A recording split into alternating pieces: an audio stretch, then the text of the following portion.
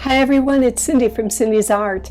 Today I want to have you get out your Brusho and get out some bright watercolors and play. We're going to create this abstract dandelion picture, and one of the ways that we're going to do that is sketch out a few dandelion heads and then use masking fluid to block out the stem, plus you can see all of the little tiny fine lines for the dandelion and the seed heads. The next thing we're going to do is throw water on, literally throw water on this painting. And then I want you to take some of your Brusho by Colorcraft, and I use Gambogi yellow. This is going to be listed in the description below, and I want you to sprinkle that on there. And my goal is to get the powder to start running. And with the Brusho, basically I'm putting a tiny bit of Brusho on water and letting it spread, and then I'll grab my paintbrush, for example with the green leaves, and I pull it upwards. I'm just like what I'm doing right now with the flower head.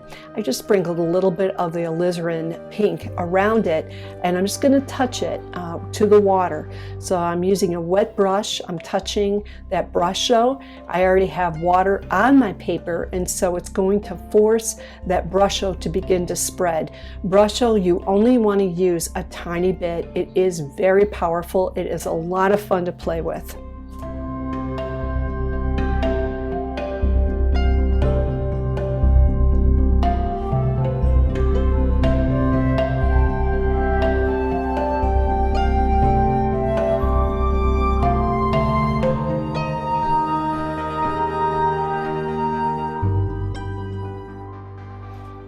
Now that I've got a few of the details down, I'm asking myself, well, what does this picture look like? And my answers were, it has green grass and it has a blue sky. So I grabbed my watercolor brush along with my watercolor paint, and I'm beginning to add in some of those colors into this painting. I'm not worrying so much about perfection.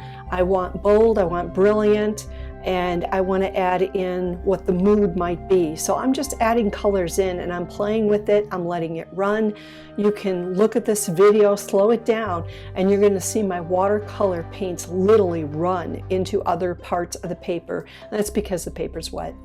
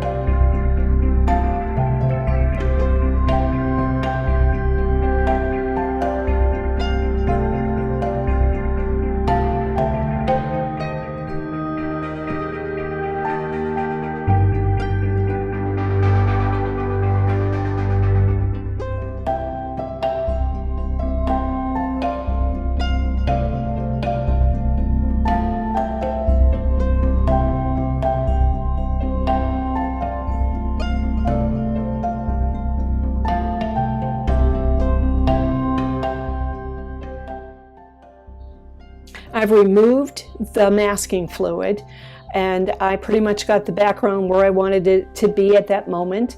And now I'm using a little bit of negative painting, which means I'm painting around that white. And I am going to add in details along the stems, and the reason why is because I want them to stand out. And the inside of a dandelion, it gets kind of dark. It's darker towards the head, and I want to be able to see those lines and see this really nice dots that I've got created here, these lime green dots. So I'm going to continue to work on a little bit of negative painting around it, and then I'll add in final details at the end.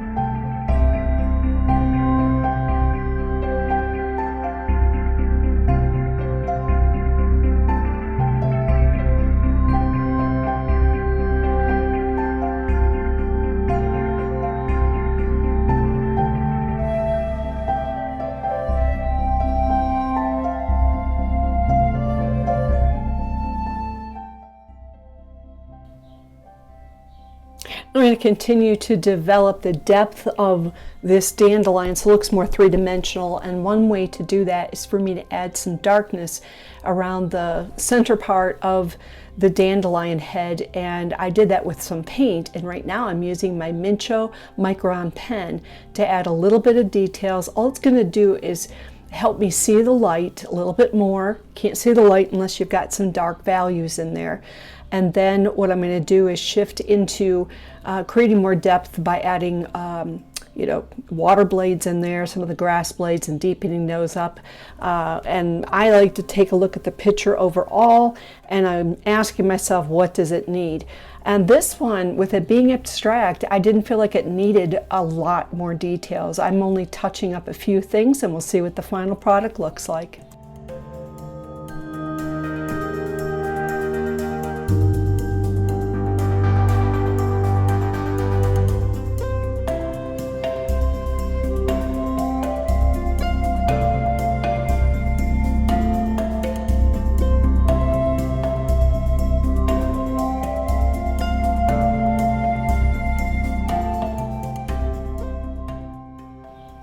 To finish this picture up, I added in some leaf green, a very bright green, into the grass just to make it pop some more.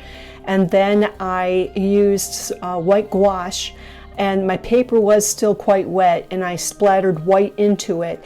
And then I did go back and add a little bit more pink into the back of the flower. So you're going to see the final picture in a second here.